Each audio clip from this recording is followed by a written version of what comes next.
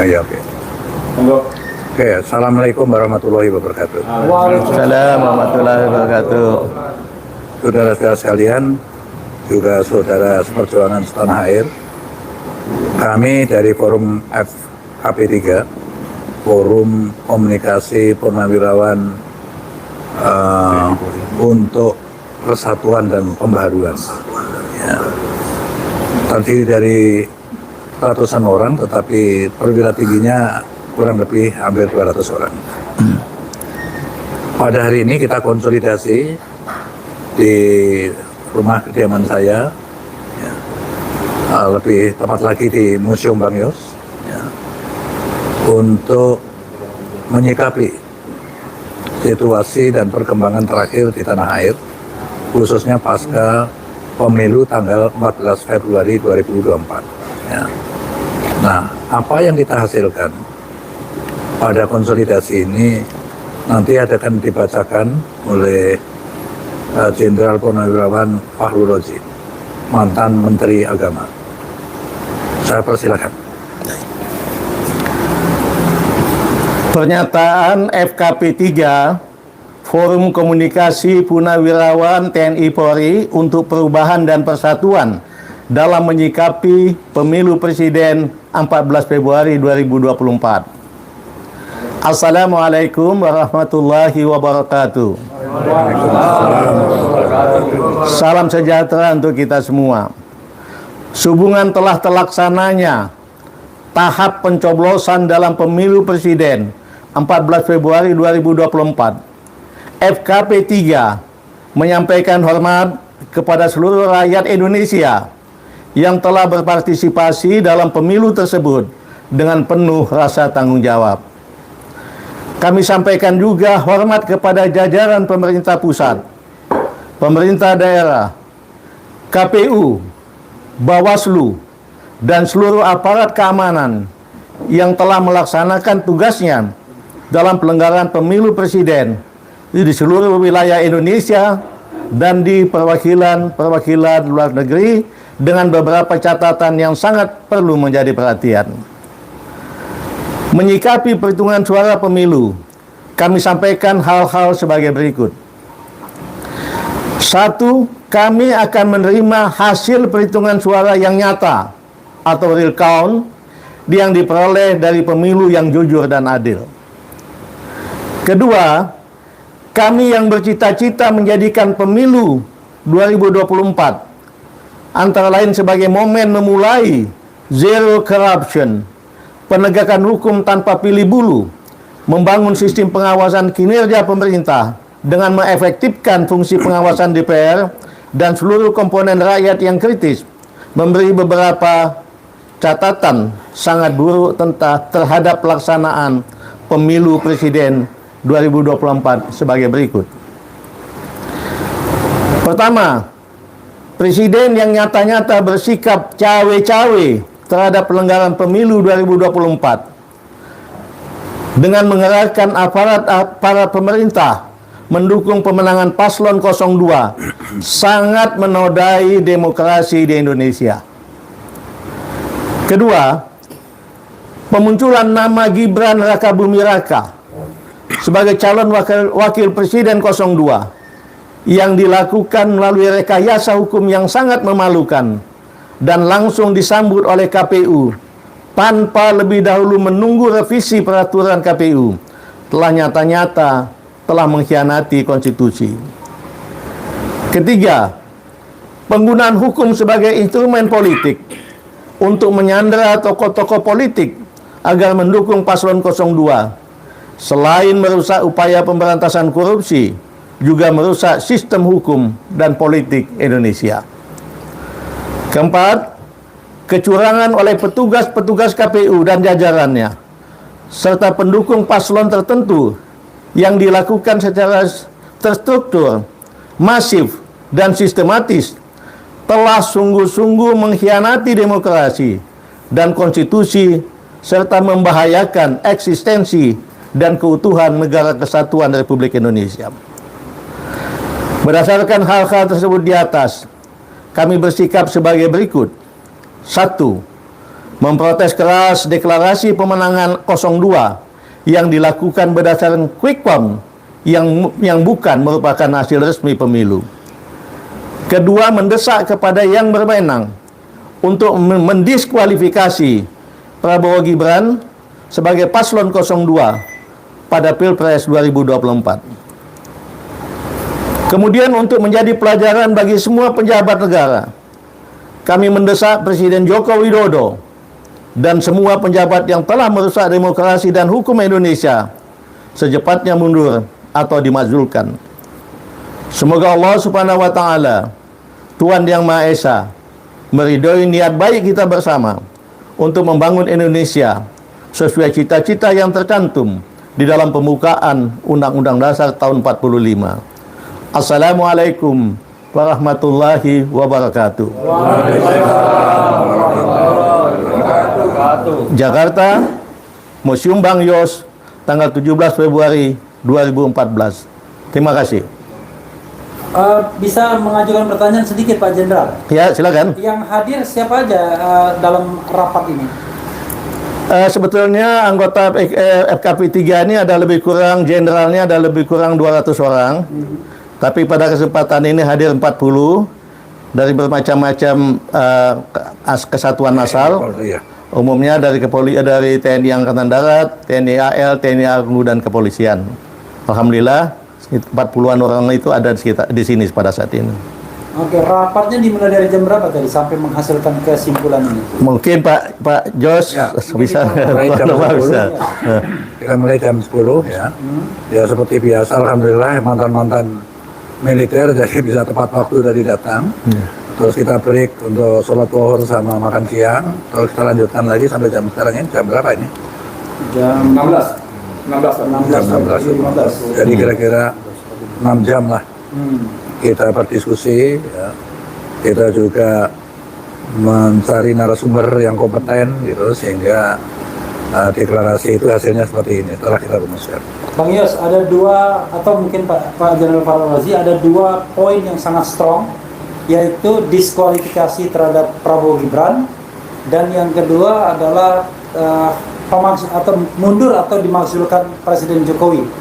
Ya. Landasan berpikirnya gimana? Ya, sebagaimana yang tadi kami sampaikan, cawe-cawe Bapak Jokowi ini sudah menyalahi konstitusi dan sangat berbahaya bagi bangsa ini ke depan. Oleh sebab itu, harus kita minta beliau mundur atau kalau tidak dimakzulkan. Karena kalau tidak, ini akan menjadi suatu presiden yang sangat tidak baik buat bangsa ini ke depan. Itu yang utamanya. Ya, soal diskualifikasi. Nah, diskualifikasi paslon 02, kita lihat sengaja bahwa beliau ini selain telah di kecurangan banyak, beliau berdua ini pasangan ini sangat menikmati dari kecurangan itu dan melakukan selebrasi kemenangan berdasarkan quick count, dan itu sangat merusak pemikiran penalaran dari rakyat banyak, seolah-olah itu sebagai sebuah hal yang resmi formal, padahal itu hanya berupa quick count. Tapi kalau bisa kenan mungkin ada salah satu teman juga yang mendampingi saya, Irjen Polisi Anas Yusuf, untuk bisa memberi tambahan sedikit. Ya, Terima kasih. Ininya dikasih ke Pak Anas. Nah, satu. Nah, dua-duanya. Satu lagi. Ya. Cukup ya? Satu lagi. Oh, satu lagi. Ya. Maaf, makasih. Oke, ya. Mungkin dari saya bahwa kita tahu tentang tadi kenapa harus didiskualifikasi. Kita tahu dari berbagai fakta dan banyak sekali juga yang memviralkan tentang kecurangan-kecurangan. Tentunya ini juga merupakan argumentasi kita untuk bisa diskualifikasi, termasuk pendaftaran pada saat Capres dan Cawapres 02 mendaftarkan, padahal waktu itu belum diputuskan tentang PKPU umur yang menjadi syarat menjadi wakil calon presiden. Mungkin salah satu itu. Saya dikit Pak Irjen, mohon maaf banget. Ini kan temuan di lapangan menunjukkan, mohon maaf ya, secara institusi kan Polri banyak dilibatkan nih. Sebagai senior di kepolisian, Bagaimana perasaan Pak Irjen dan sikap Pak Irjen terhadap soal seperti ini? Pertama, saya selaku mantan anggota kepolisian ya, tentunya kita berpikir positif. Insya Allah mungkin tidak ada perintah untuk itu. Ya. Insya Allah, dan kita berpikir positif. Ya. Tapi di lapangan mungkin terjadi itu, ya bisa saja mungkin ada hal-hal yang deviasi perintah, kita tidak tahu. Yang jelas kita mengharapkan bahwa TNI dan Polri khususnya Polri, tentunya masyarakat mengharapkan kita netral dan justru kita menjunjung tinggi hukum yang ada di Indonesia ini. Satu keprihatinan kita soal mengungkapkan kecurangan. Kan Bapak-Bapak Jenderal yakin bahwa kecurangan itu sudah berlangsung secara TSM, terstruktur, sistematis, dan masif. Iya, betul. Dan biasanya problem utamanya adalah menghadirkan saksi kalau seandainya kita harus menghadirkan saksi di forum apapun. Tapi kan keamanan saksi itu juga menjadi problem. Ya. Mungkin dia takut sama polisi yang bisa memperkarakan, atau takut dengan TNI kalau TNI-nya terlibat. Bagaimana tanggapan Bapak-Bapak sekalian tentang hal itu? Saya jawab dulu. Mungkin itu salah satu fungsi FKP 3. FKP 3 ini kan purnawirawan TNI dan Polri. Kami ikut mengamankan mereka, dan kami tekankan kepada mereka tidak usah takut, kita negara hukum. Di negara hukum tidak ada orang bisa berbuat sewenang-wenang. Dan kami tahu hukum, kalau ada yang melakukan sewenang-wenang itu pasti kami akan mengambil langkah-langkah hukum juga, dan insya Allah itu membuat semua merasa akan lebih aman. Itu dari saya. Gimana? Berarti ada jaminan perlindungan. Ya, pasti. Pak Jenderal, sedikit, ini hari ini, siang ini sifatnya apa? Petisi, pernyataan, atau apa? Satu. Yang kedua, jika seruan seperti ini yang sangat luar biasa, patriotik ini diabaikan juga oleh kekuasaan, apa yang akan dilakukan? Langkah-langkah berikutnya. Pak Nur, bisa. Iya.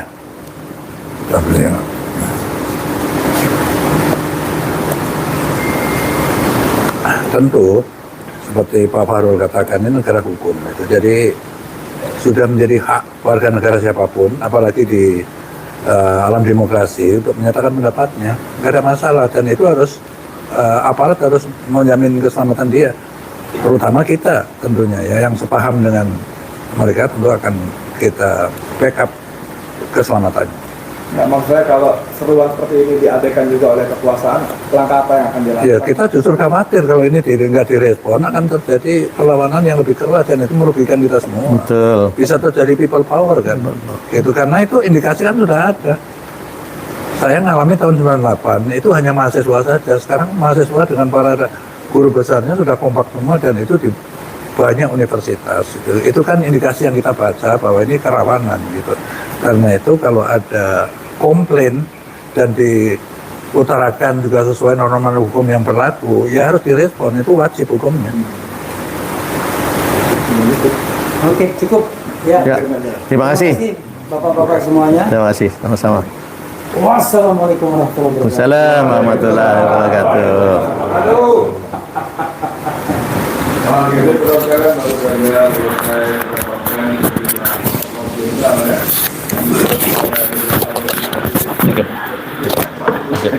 Thank you, Pak. Bagus. Dan berdampak. Dan bagus.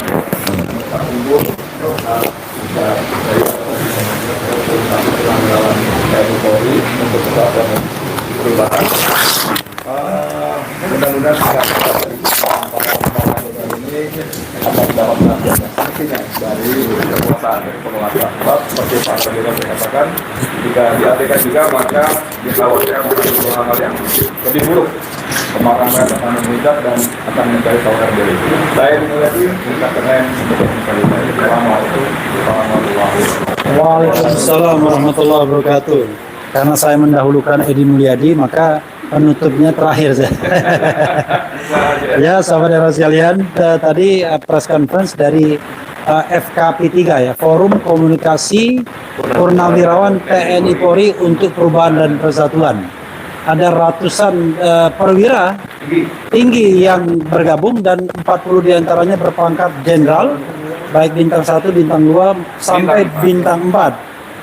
Bintang 7 nggak ada bintang 7. Sebagian memang sudah pulang karena rapat dimulai pukul 10 dan alhamdulillah sudah menyampaikan satu pernyataan pers, statement, dan ini di tempat kediaman Bang Yos. Dan mudah-mudahan seruan ini bisa didengarkan oleh komponen society, siapapun yang cinta kebenaran, keadilan, dan pemilu yang jujur dan adil. Karena kita menginginkan agar hasil itu adalah yang sebaik-baiknya, yang sejujur-jujurnya, terlepas siapapun yang akan dinyatakan sebagai pemenang. Itu saja sahabat sekalian. Terima kasih Bang Yos, terima kasih Pak Jenderal Fahrul Razi. Mudah-mudahan perjuangan mendapatkan kebenaran. Wassalamualaikum warahmatullahi wabarakatuh.